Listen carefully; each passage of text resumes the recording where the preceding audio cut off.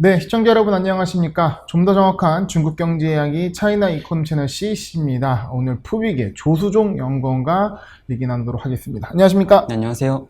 네, 푸빅과 함께하는 마켓 이코노미 데일리. 어제 중국 시장 어떻게 마무리됐는지 먼저 살펴보도록 하겠습니다. 3대 지수 어떻게 움직였나요? 네, 전날 26일 상하이 종합지수는 전 거래일보다 0.34% 상승한 3,593.36포인트로 장을 마감하였습니다. 이어 선전 성분지수는 전 거래일보다 0.36% 하락한 14,793.68포인트로 장을 마감하였습니다. 상하이 선전 증시는 각각 강보합, 약보합으로 출발하며 혼조세를 보였습니다. 미국 연준 인사들의 인플레이션 우려를 경감하는 발언에 테이퍼링 우려가 감소하며 달러 대비 위안화 가치가 강세를 보였습니다. 하지만 미국 하원 외교위원회에서 대중국 문제를 다루는 법안을 발의했다는 소식에 상승폭을 제한하며 혼조세로 마감하였습니다. 한편 전날 홍콩 항생지수는 0.88% 상승한 29,166.01포인트로 장을 마감하였습니다. 중국 국제금융공사에서 중국이 향후 2개월간 재정 긴축을 완화할 것이라는 소식을 전했습니다. 이에 홍콩에도 외자가 유입될 것이란 기대감에 항생지수는 대체로 강세를 보였습니다. 특히 비아디전자는 전자담배 양산 소식을 전하며 11.73% 상승한 채 장을 마감하였습니다. 중국의 가상화폐 거래 중지 소식 이후 네이먼구 자치구에서 채굴 처벌 규정을 공개함에 따라 블록체인 섹터는 약세를 보였는데요. 이에 다시 안전자산인 금으로 관심이 모아지며 금과 귀금속 섹터가 강세를 보였습니다. 네, 3대 지수 좀 서로 상반된 움직임이 있었고, 일단은 귀금속 섹터가 상승된 게 좀 의미가 있는 것 같습니다. 어떻게 보면 지금 위안화가 초강세로 가는 그림, 그리고 가상화폐가 같이 하락하면서 금값이 상승하는 그림이 이 지수에도 영향을 미치지 않았나 싶습니다. 그러면 오늘 장은 좀 어떻게 흐름이 움직이고 있나요? 네, 오전장에는 상하이 종합지수는 현재 0.18% 상승 중이며 선전 성분지수는 0.38%의 소폭 상승을 기록 중입니다. 어제 상한가를 기록한 생분해 플라스틱 섹터도 오늘 양호한 흐름 여전히 보여주고 있으며 VR, 나트륨 이온 배터리, 탄소 중립, 석탄 섹터가 상승세를 뒷받침하고 있습니다. 특히 반도체 산업체인 테크주도 크게 상승 중입니다. 반면 최근 강세를 보였던 인쇄 및 제지 업종은 조정을 받고 있으며 중의약, 귀금속 등 산업이 오늘은 하락 중입니다. 이어 홍콩 항생지수는 오전 0.3% 하락했는데요. 장중 반도체 섹터가 강세를 나타냈으며 특히 홍콩 상장된 SMIC가 6% 가까이 상승했습니다. 그 외에도 담배 관련 테마주, 온라인 교육주가 상승률 상위에 위치했으며 클라우드 오피스, 금 관련주 또한 반등에 성공했습니다.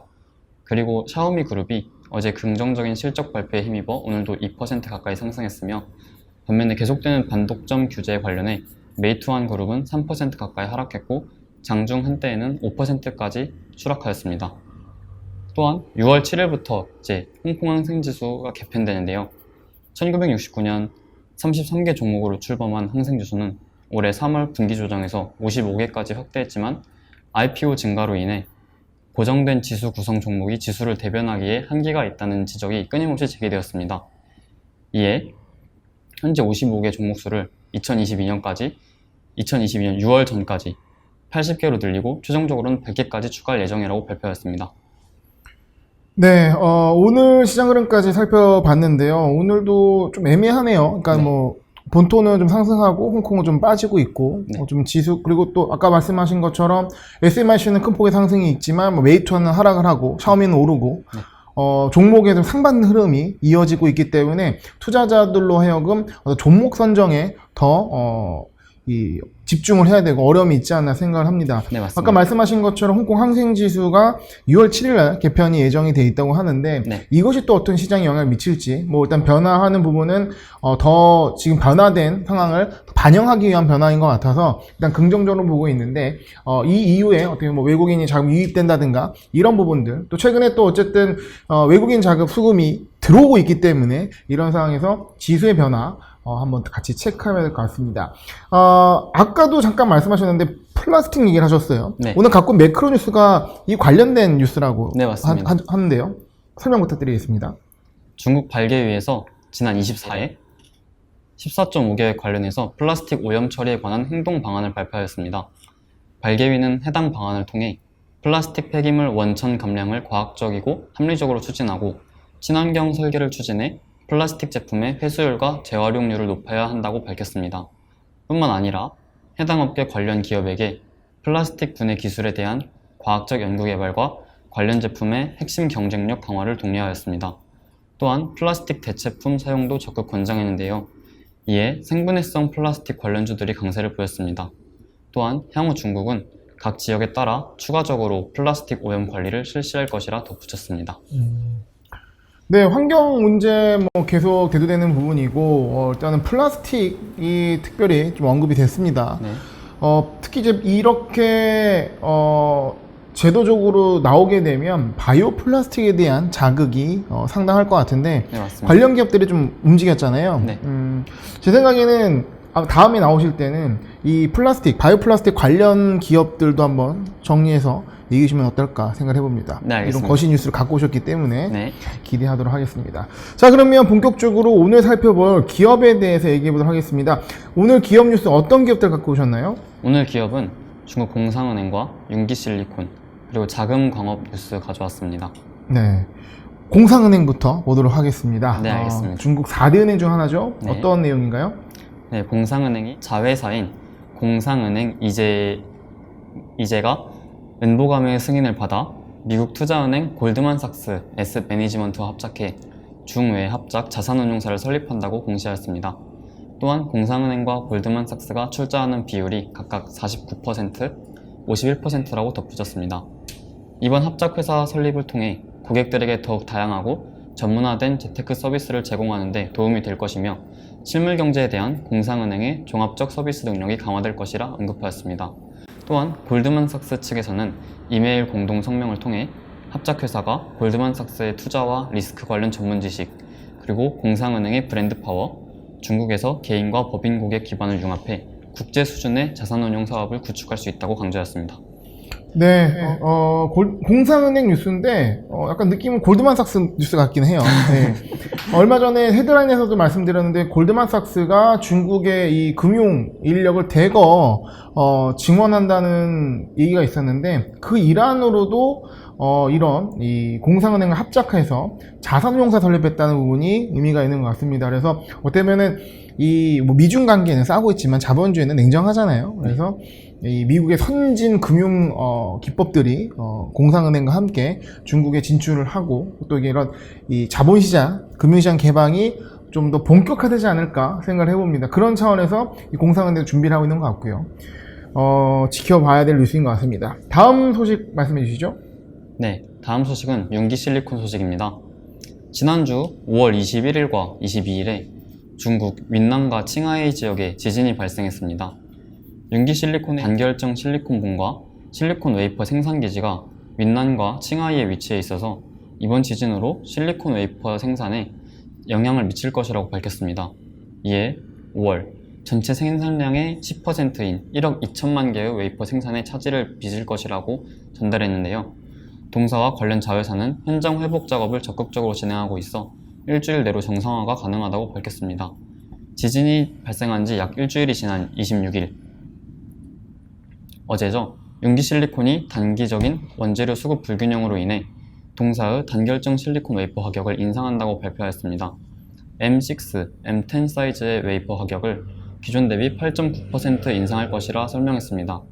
2021년 들어 융기실리콘 웨이퍼 가격을 이미 6번 조정했으며 연초부터 현재까지 웨이퍼 가격은 약 50% 인상되었습니다.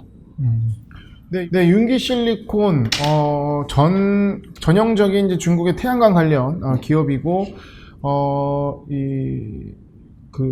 실리콘이라 폴리실리콘, 예, 폴리실리콘 웨이퍼를 만드는 회사인데 일단은 지진 발생으로 생산량 감소가 있는데 보통 이렇게 되면 이 똑같은 업을 하고 있는 다른 기업에 좀 호재가 있지 않겠습니까? 가격 이상, 공급 이슈는 가격 상승 이런 것들을 좀 같이 보면 좋을 것 같고요. 어쨌든 이 생산량 감소 이슈가 뭐 융기실리콘의 얘기로는 그렇게 치명적이진 않다라고 얘기 나오는 것 같습니다.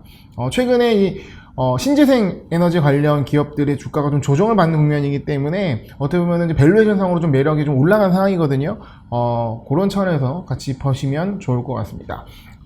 웨이퍼의 가격은 계속 오르고 있다라는 소식입니다. 마지막으로 자금광업 갖고 오셨는데 어떤 내용인가요? 자금광업은 중국에서 이제 금과 구리 생산 1위 기업입니다. 동사는 캐나다 아이반호 광물 개발 기업과 콩고 정부와 합작한 콩고 카모아 카쿨라 동광 프로젝트의 1차 공정 중 연간 380만 톤의 광석을 처리할 수 있는 광석 공장이 조기 가동됐으며 5월 25일부터 동정광 생산이 본격적으로 시작됐다고 공시하였습니다.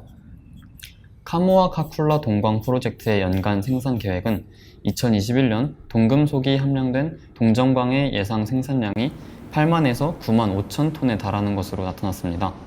카모아 카쿨라 광산의 구리 매장량은 약 3,800만 톤으로 이곳에서 생산 가능할 것으로 예상되는 구리는 연간 70만 톤입니다. 이는 세계 최대 규모인 칠레 에스콘디다 구리광산 다음으로 많은 수준입니다.